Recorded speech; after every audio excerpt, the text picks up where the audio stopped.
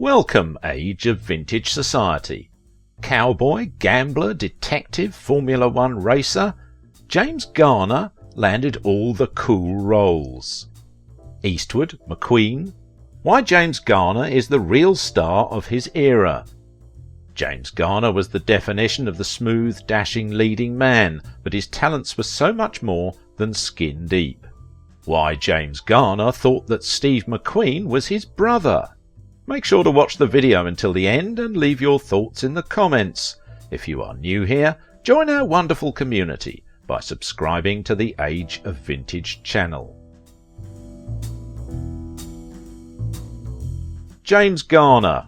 Why Steve McQueen was like my little brother. James Garner was an actor known for his lead roles in the TV shows Maverick, The Rockford Files, and for films including The Notebook. He worked in more than 50 movies over a period of 6 decades, delivering several successful films such as Decoration Day, Murphy's Romance, and The Great Escape. The man every woman in the world was just a little bit in love with. He was Hollywood's most amiable star. Amiable and handsome James Garner had obtained success in both films and television, often playing variations of the charming anti-hero, con-man persona. Though he came to enshrine a new breed of film and TV hero, intent on winning through with wit and charm rather than his fists, James Garner insisted he had to work hard at that easygoing manner you see on screen. James Scott Bum Garner was born April 7, 1928, in Norman, Oklahoma.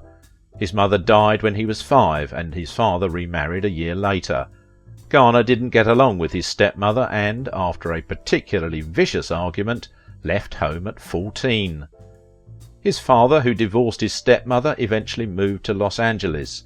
At 16, Garner followed, attending Hollywood High School and finding a job as a swimsuit model. He dropped out of high school at 16 to join the Merchant Marines. "I made $25 an hour," he told People magazine. "That's why I quit school. I was making more money than the teachers. I never finished the 9th grade." It didn't last long though. In 1950, Garner became the first Oklahoman drafted into the United States Army during the Korean War. 2 battlefield injuries and Purple Hearts later, Garner returned to the United States. Although he never finished high school, he did earn his GED.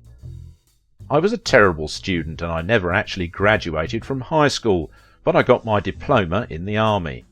At the end of the conflict, he studied drama at Berghoff School in New York. He started his career with a non-speaking role in a Broadway production before he was signed for commercials, television roles, and movies. He landed his first chance to act professionally when he appeared in a minor role in the Caine Mutiny Court-Martial on Broadway. His motion picture debut came in 1956 in Toward the Unknown.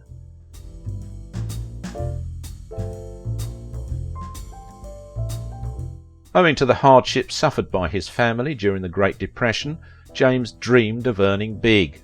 However, the original television series Maverick gave Garner real recognition. As an adventuresome card sharp, he won many fans from 1957 to 1962. He later played a plucky, good-humoured private eye in The Rockford Files from 1974 to 1980. His 7 seasons as the human, often smart, often cool, but not infallible detective Jim Rockford made him an American household name. For his work in Rockford, he won an Emmy in 1977. Just as he was getting his first taste of what it was like to play a lead role, Garner was also learning about a darker side of the entertainment business. His tenure on Maverick ended with a successful lawsuit against Warner Brothers. During a writers' strike in 1960, the studio suspended Garner without pay, claiming that they had no scripts to work from, so they couldn't pay him. Actually quite happy to be out of his low-paying contract with Warner Brothers, Garner moved on, appearing in such feature films as The Great Escape, the Americanization of Emily, and Grand Prix.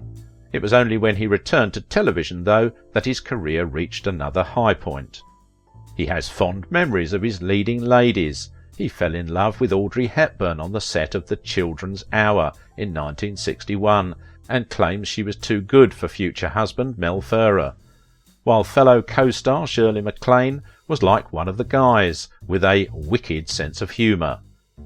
He was bowled over by Julie Andrews, with whom he made 3 films, while Doris Day, his opposite number in the 1963 film Move Over Darling, got more than she bargained for when he accidentally broke 2 of her ribs in a bedroom scene. As his friend Julie Andrews puts it, he was a man's man, a ladies' man, a good old boy in the best sense, and a sweetheart.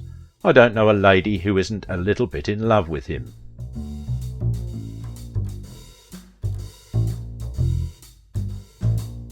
During his career, charismatic James was surrounded by the most stunning actresses in Hollywood, but like a true maverick, he never stepped out on his one and only. As per James's love life, he married Lois Clark on August 17, 1956, about 2 weeks after they met for the first time.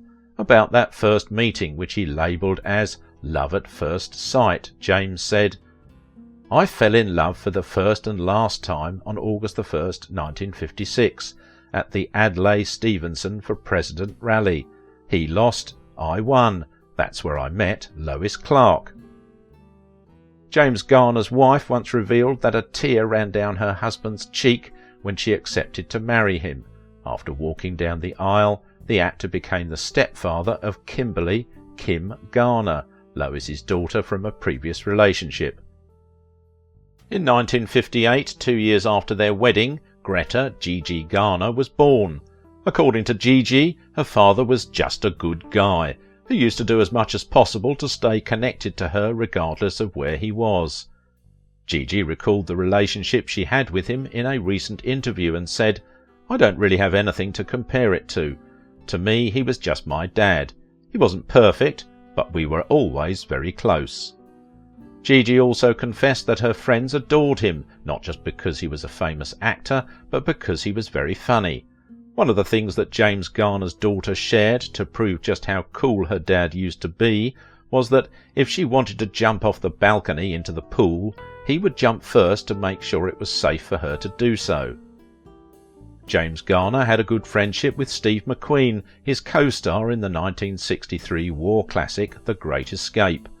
While many sources call the relationship between Steve McQueen and James Garner complicated, there was clear antagonism on both sides. However, Garner still couldn't allow himself to disrespect the actor, even when McQueen likely deserved it. Steve was trouble if you invited him to breakfast. He didn't like anything. Like Marlon Brando, he could be a pain in the arse on set.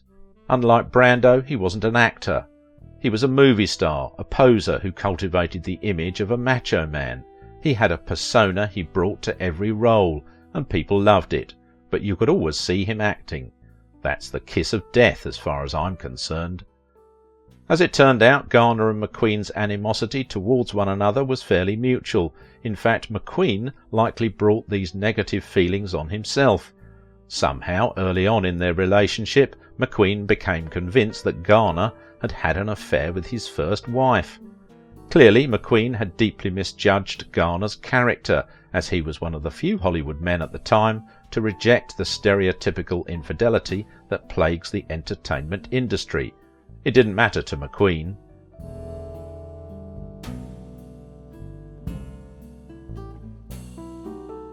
Steve McQueen was happy to continue antagonizing James Garner, despite his suspicions being entirely unfounded. Because the two men were neighbours, McQueen liked to take a disgusting form of revenge whenever Garner was away. Rather than using the toilet, McQueen would frequently relieve himself on Garner's balcony. Years later, Garner got his revenge by exposing McQueen for the man he really was, describing McQueen as an utterly mediocre performer who was rather insecure to boot.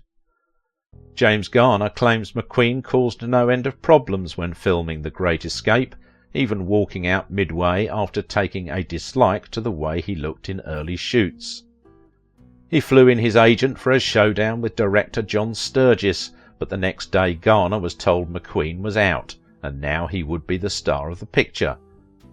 I didn't see how it could work, so I sat down with Steve and asked what the problem was. He said he didn't like the part because he wasn't the hero and the stuff they'd had him doing was corny.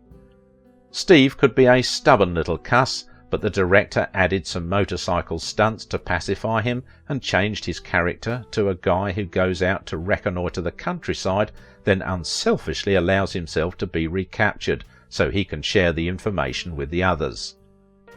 He and Garner remained good pals, however, which was just as well given they were neighbours in the hills above Los Angeles. He wasn't a bad guy, just insecure, says Garner.